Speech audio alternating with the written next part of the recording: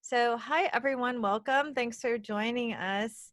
And we're talking about a fun subject today. We're talking about creativity and feng shui. Yes. Yeah. So we thought we would talk about creativity and feng shui in a pretty broad way. Sometimes there's a desire to pigeonhole it and to put it in one area, but we're going to look at it more broadly and talk a little bit about how in each of the areas of the feng shui bagua, as well as other parts, there's other ways, let's put it this way, to use, maximize, enhance creativity in your life. Let's put it that way. And so Yeah. we're going to talk about two things that we created as well. We'll talk about my book that I did in your book, and we're going to read from that. And then we'll share some stuff in that, and then talk a little bit about what creativity means from a feng shui standpoint. Yeah. So, and just to be a little bit more clear, sometimes you'll see a bagua area that's labeled creativity, but the way that we teach and the way that we were taught by our teachers, we don't actually call that area creativity. We call it children. Children, the Chinese name is dui. Children, dui, or completion. And it's any kind of offspring rather than, for me, creativity is many different things. It's not just not the project, it's not just the completion of things, but it's also the energy that of Jun, which is new beginnings in spring. So the position, so Dui position is related to the autumn and fall and things dying and ending. And so anyway, we believe, and we are taught, and what we teach our students is that creativity is in the entire bagua, and we don't pigeonhole it to one gua. But yeah, so but I think everyone has a different definition of creativity, right? That's true. Yeah. It's like one of those words like beauty. Yeah. So, I mean, creating something, output, that sort of the things that you create, you output, could be like children. Sometimes that's somebody's greatest creation, right? Their greatest creation is their children, but it could be something else like artwork that is your baby, your creative babies. So it is all about something that you have worked on and kind of gone through the motions, and then this is what you have to show for it. It's the output, the result, the completed result that you have to show for it. Yeah, and it's also like you know how a lot of people talk about seasons. Well, so seasons relate to the different bagua areas and different of all the 5 elements, but also we just, even in English we talk about it like the autumn of our lives. Mm-hmm. And so it's and then like spring, like a spring chicken, right?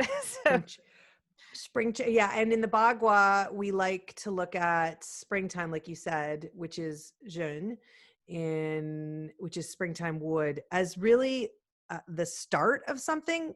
So it could be the start of a project, the start of many things, because it goes back to the I Ching, and there's thunder and there's shock, and it's really about action being started and begun. And so that's, for me, I see a lot of creativity. Obviously that's a lot. If you're working on becoming more creative or trying to kickstart that creativity, that area speaks to me for sure. yeah, As opposed to jumping right to Dway, which is opposite, which is really more like you've been working on this for a while and it's done. Exactly. Yeah. Like, so yeah, so well, we wanted to talk about 2 creative projects that we've put out in the world, and Laura and I love creating new things, and I thought, Laura, would you share for us one of your creative projects from your book? And actually, Sure. can you tell us a little bit about your book? Like how, tell us the title and how it's related to creative projects and your inspiration. Sure. So I'm an artist, so I paint a lot, and I spend a lot of time painting. I've been painting for a very long time. So when I'm not teaching feng shui and doing feng shui design, I am painting. And you can see, for those of you that are watching this on Oh YouTube. yeah, You can that's a see, new offering. You could see us talking on YouTube. you can watch us talk to each other on YouTube. There's a whole bunch of artwork behind me because that for me is a huge inspiration, right? Creativity and art is just, it's a big thing in my life. And so I was thinking about writing a book, and when I talk to clients, I have a certain way that I work with them, obviously. And I found that I had kind of a process that I went through with my clients, and not everyone can book me or can have access to me. So I wanted to create something that wasn't obviously as deep, and there's, no transcendental cures, and it's not obviously catered and customed in one-on-one, but I thought I could make an offering or create an offering, a book that I felt people could walk away from and go through the process, very similar process that I would work with my clients for, it's accessible. So making something accessible for them. And at the heart of it, it really is about being creative, because I think, so Angie, we talk a lot when we're teaching about the feng shui that we practice, specifically BTB. Obviously that's what we practice, that there is the physical, the seen, and then the unseen, the immaterial, that is where a lot of the power lies. And I always think of that creativity that someone has, which can be intention. It can be the beauty that they put into a project when they put in themselves and when they put their creative spin on it. I think that's the equivalent, like a very close equivalent to being that sort of secret, almost a transcendental quality, that immaterial quality. So I want to encourage people and clients and people that read this book to use their own artistry and their own creativity in order to take something, a particular project, a particular adjustment, but make it creative in a way, and find the creativity and find the beauty in it. And I think that's the kind of secret thing that really kicks the cure and the adjustment up a notch. So, okay, so you want me to share one? Yes, please, Okay. if you will, but Yeah, not so the first whole the name of, thing. okay, Leave a little bit to surprise. So the book, first of all, the book is called Creating Change, 27 Feng Shui Design Projects to Boost the Can you Energy of your show home. show Yeah. for Oh the yeah. Because YouTubers? that's right. The YouTubers. So that's the cover. And there's 27 projects in it.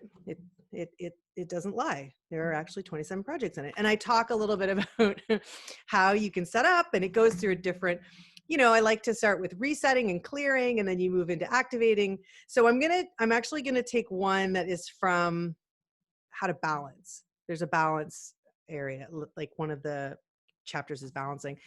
And it's all about the 5 elements. So the good thing about this one is, I think for those of you that have been listening to our podcast for a while or been following our blog, you're probably a little bit familiar with the 5 elements and the concept of that. So this one is Style Your Bookcase. It's project number 14, Style Your Bookcase with Feng Shui and the 5 elements. So this project is an easy way to start playing with your Feng Shui and design by integrating Feng Shui principles into your interior design. The bookcase styling project is focused, small scale, and perfect for learning the basics of the 5 elements. Once you get the hang of using the 5 elements, you can recreate and expand this idea across an entire room. Before starting, I highly recommend you review the beginning of the section, blah, blah, blah, blah, blah, just into the 5 elements. So the principles at work here, the Feng Shui principles at work here are, it's all about the 5 elements. And the bookcase, so you're going to pick one bookcase in your home, office, wherever, and this will become one big 5 element adjustment, and it will instantly balance and create harmony. So we're not going to get into, oh, I have too much water, or I have too much metal, or I have too much wood. That's why this adjustment is good, because when you bring all 5 elements in intentionally and with creative purpose, that is going to be the adjustment in itself. So you don't need to sit there and think, oh my gosh, do I have too much of this or too much of that? This is just going to create one area of the home that you've intentionally put all 5 elements in. And so in this project, I go through how you can do it. So, what you need for this project. So it does take a little bit of work, because you have to go through, you have to clear off your bookcase, but then you have to source and find things that really are meaningful to you. So, you can do treasures, you can do photos, you can do books, you can do many different things that would fall into the categories of the 5 elements. And so in this, I break down all of the 5 elements So for instance, wood, small potted plant, it could be a hanging plant, it could be a plant on top of the bookcase for fire. You could use the color like a red vase, candles, flameless candles, don't burn your bookcase down. And you could use a salt lamp that lights up or a small lamp. For earth, you could use natural crystals, stone, sculptures, or any kind of ceramics. For metal, metal orbs or metal bowl, metal sculpture, or anything the color white as well, like a white plot. So if you're going to put a plant, put it in a white pot.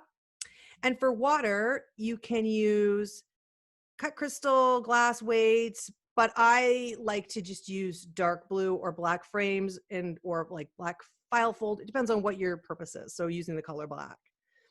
So at the end of the day, you're intentionally taking one specific area of your house and you're going to put all 5 elements in throughout it. And in my book, I have little drawings and little charts and all that stuff, which I'm not going to, here, I'll show the YouTubers. Well, There we yeah, go. let's see. There Okay. we go. Yeah, I knew you had a picture in there. Yeah. This actually would be great because like Laura's going to start doing some Instagram lives, I think. I'm nudging her on the Mindful Design Instagram account. And this would be great. Like you could do one day, just say, here's an example of wood. And then the next week you could do, here's an example of, go through the 5 elements. Yeah. And you guys would watch that, right? You want to see Laura. Angie's the queen of the Instagram lives. I'm going to be better about it. That's all. That's my intention, is to be more, put myself out there. There you go. Light that fire energy, the fire chi. Yeah. So that's one that's a little more involved, but there's some other projects that are creative and small too, because I like you to start small, but then this is the one kind of that's more designy a little bit more. So for those of you that aren't into the designy, there's tons of other ones. So okay, so I shared one for mine. Why don't you talk a little bit about your book? Okay. Well, when you started talking about your book, I was reminded. So this is me walking down memory lane with Laura. So we knew each other. We were in different classes in the Feng Shui program. So we studied in the Feng Shui BTB Masters, the BTB Masters Feng Shui program, which is a 3-year program in New York that's now dissolved. And we were different years, but I think I'd come back as a graduate and had met Laura. I think we overlapped 1 year possibly. Yeah. And then our teacher, Rosalie, invited us to teach a class together for the summer session. The summer session, I think. Summer session for one of the classes a few years ago. Yeah. And so we went up to this retreat center in Austin, New York, and we taught this class and we had fun. And then I remember we were taking a break and we actually walked a labyrinth on the site. Yeah, I remember that. And while we were walking the labyrinth, Laura was talking about her book. She asked me to read it, and I think at that time you asked me if I would write you're on the back. You're there you are. Angie, write a review. Yeah. And or write some words about it. And then we, that's how our friendship began. Walking, I attribute it to walking a labyrinth. I totally forgot about that. I totally forgot that we walked the labyrinth. I mean, I know we walked it, but I forgot. I always think back. I'm like, people are like, oh, well, when did you guys start this idea? And I said, well, it was definitely in New York when we were in Austining. And we were doing that. And then I thought, but when I think when you and I literally said we should do something together and we should, it was on that path. It was on the labyrinth. Yeah. And if not, we could just decide to remember it. No, I no, you're right. I do. It actually was. Yeah. Because I have a very clear memory. That's funny. Yeah. And, a labyrinth is different than a maze. A labyrinth is basically one path that you take, and it goes in a spiral, but there's a meandering to it, and it's purposeful, and it's a journey. And then actually you take a journey and go to the center, but then you actually go back out the same way. So it's not like a maze. It's not about getting lost, but it's a contemplative path. So I think that's really a great start to our relationship. And then, and it's also very like artful, because a labyrinth is a sort of sacred geometry. And that's how ancient people started to created spaces around them, right? The labyrinth is like an piece of art. It's sacred geometry, and it's a space that you move through. So it's all about like what Laura and I love. And so So anyway, I just had that. I just remembered that. So my story with my book is kind of interesting. It's similar in the sense that I thought, I wanted to write a book, but I never thought I would. But I set up some goals for myself. I'm like, I'm going to write this book, and I did, and I self-published it. And it was really quite difficult for me to do that because I'm not a writer, and that's not like my greatest gift to the world, writing words. And so I put this out there, and it was fun, and and I was very proud of it. And then after a couple of years, I was very surprised that a publisher reached out to me, Seiko. They reached out to me and they actually said, "We love your book. We'd like to publish it." So I partnered with them. They gave me a contract, and my friend was my literary agent, and we put together this beautiful hardback edition of the book with beautiful photographs, and I wrote additional copy, and it was such a really delightful experience because I'm such a visual person. So the pictures, like having a library of photographs to work with, and then bringing them together with what I wanted to share, was really quite it was really like fun and inspirational, and it gave me a lot more to write about. And then I also so I was also like very surprised, that someone wanted to publish my book, but I'm so very proud of it now. And also one of my intentions for the book is that I really wanted to do something simple, because I truly believe that, even like with all my articles and the podcast, like, I mean, we're not giving you, we're not teaching you feng shui really. We're kind of giving you small things to do so you could start to make big shifts in your life. When you work as when you're one of our students, like, you dive deep and you learn the philosophy, you learn a lot more. And this is just scratching the surface. But I felt like there was a lot of feng shui books out there that were for practitioners and that went really deep. But what about the people who want to who just need a couple of small things? They don't need to become a feng shui consultant, but they really want to make shifts in their space. So that's like my view on everything. I'm with my clients, and not with my students, but with my clients. Well, actually with everyone. I always really try to simplify, and I find the best way to simplify that benefits them. So for someone who's going to pick up a book, my audience is for someone who doesn't necessarily want to be a feng shui expert, but they're attracted to it, and they want to make small shifts in a digestible way that's not like overwhelming. Yeah. And there's nothing wrong with being simple. I think I always like the quote, it might be simple, but it's not easy. So just because something's simple doesn't mean it's simplistic and, doesn't have power, basically. There's power in simplicity. Yeah. One of my teachers would say simple understands complex, but complex doesn't understand simple. That's a good one. And so, I don't specifically talk about creativity in my book, because I think that is a loaded word. But I do think that a lot of creativity for me sometimes in my life right now, it's connected to ligua, actually. It's connected to the fame and fire area, because for me, it's about inspiration and passion and tapping into my inspired side. And actually, in a way, I could see how it's also for me connected to Dway, the children area, because there's also part of me for creativity. It's about me holding the child version of myself, so that there is that connection there, like that that there's the child Angie that was much more creative, that somehow got so I became an adult, and that part of me got somehow like erased. Lost. So yeah, so lost. So that's about uncovering that. So that's how that's how creativity really is can be in every bagua area. So I guess if I were to give one tip from my book that would help with creativity, let me see. I would do the activation for Li Gua for the Li is fire. So let me see. So this is tip number 8. So my book is called 108 Ways. Holistic Spaces, 108 Ways to Create a Mindful, Peaceful Home. And so I also have numbers. Mine's 108. And so tip number 8 is about the fame and recognition area, the bagua map.